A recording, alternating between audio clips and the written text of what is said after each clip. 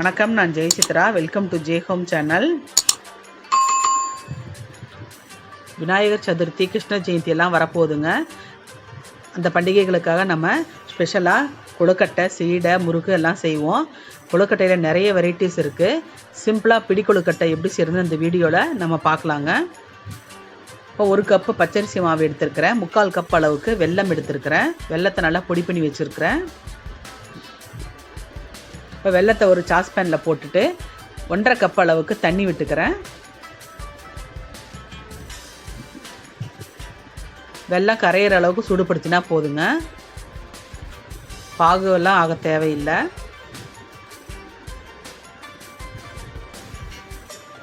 நல்லா கலக்கி விட்டுக்கலாம்.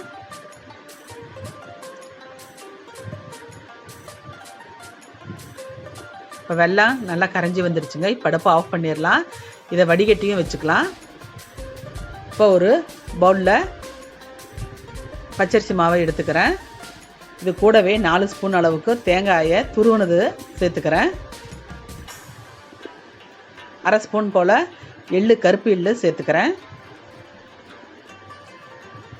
இப்போ வெள்ளை தண்ணியை கொஞ்சம் கொஞ்சமாக சேர்த்துக்கிறேன். கூடவே ஏலக்காய் தூள் 1/2 ஸ்பூனு, சுக்கு பவுடர் 1/2 ஸ்பூனு சேர்த்துக்கிறேன்.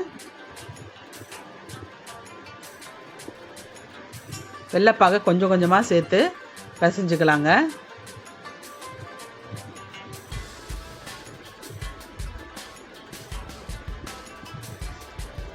பாருங்கள், இப்போ நான் கையாலேயே மாவு பிசைஞ்சிட்டேன்.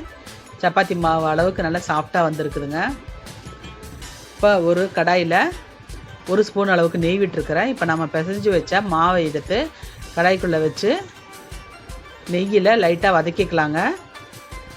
கரண்டியால் மாவை நல்லா திருப்பி விட்டு வதக்கி எடுத்துக்கலாம்.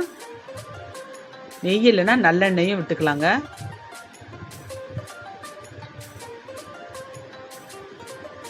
இப்படி நம்ம செய்கிறதுனால கொழுக்கட்டை நல்லா சாஃப்டாக வருங்க, உடையாமலும் இருக்கும்.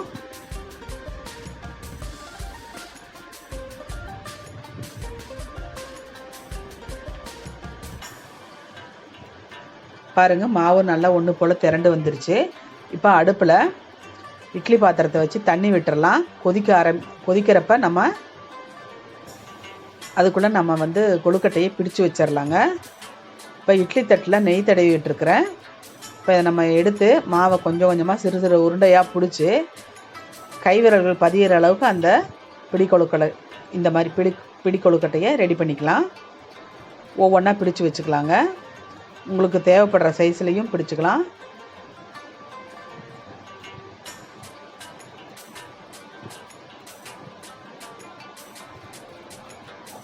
பாருங்கள், நான் எல்லாத்தையும் பிடிச்சி வச்சுட்டேன்.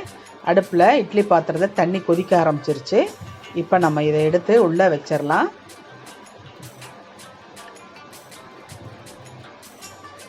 இப்போ நான் மூடி வச்சிடலாம். 5லிருந்து 7 நிமிஷம் அளவுக்கு வேகட்டுங்க. பாருங்கள், 7 நிமிஷம் போல் ஆயிடுச்சு. இப்போ நான் திறந்து பார்க்குறேன். ஒரு டூத் பிக் வச்சு குத்தி பார்க்குறேன். மாவு நல்லா ஒட்டாமல் வருதுங்க.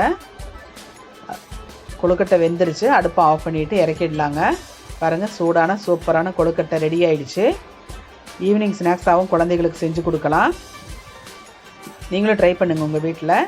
இந்த வீடியோ உங்களுக்கு பிடிச்சிருந்தா லைக் பண்ணுங்கள், ஷேர் பண்ணுங்கள், கமெண்ட் பண்ணுங்கள். ஜே ஹோம் சேனலை சப்ஸ்கிரைப் பண்ணுங்கள். பக்கத்தில் இருக்கிற பெல் ஐக்கானை மறக்காமல் கிளிக் பண்ணுங்கள். வாழ்க வளமுடன்.